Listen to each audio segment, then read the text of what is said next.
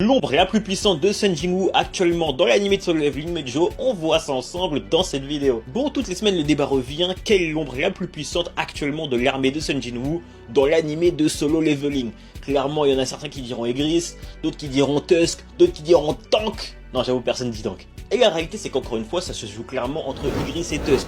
Ce sont clairement les deux ombres les plus puissantes, mais ils sont très différents. D'un côté, t'as Igris qui a un peu un profil de guerrier, un combattant de mêlée, tu vois ce que je veux dire, donc il va taper fort au corps à corps. De l'autre côté, tu as Tusk qui est bien moins fort au corps à corps, l'a bien vu contre Sun Jinwoo.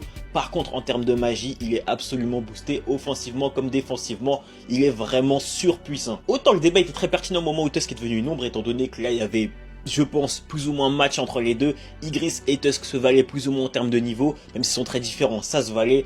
Par contre, du moment où Tusk a obtenu l'orbe d'Avarice, il y avait clairement plus débat, il était bien plus fort qu'Igris. Il est actuellement, même je le répète, l'ombre la plus puissante de Sun Jinwoo sans débat possible. Sa puissance magique qui est doublée, c'est beaucoup trop fort, c'est vraiment beaucoup trop fort. Et dans tous les cas, on l'a bien vu contre Baran, pour moi c'est clairement lui qui a carré le combat, on va pas se mentir. Enfin, parmi les ombres en tout cas. Maintenant, ce qu'il faut savoir, c'est que d'ici le prochain épisode, Igris aura un énorme power-up qui le fera repasser devant Tusk. Je vais pas vous spoiler c'est quoi, on en parlera dans une prochaine vidéo, mais Joe, abonnez-vous!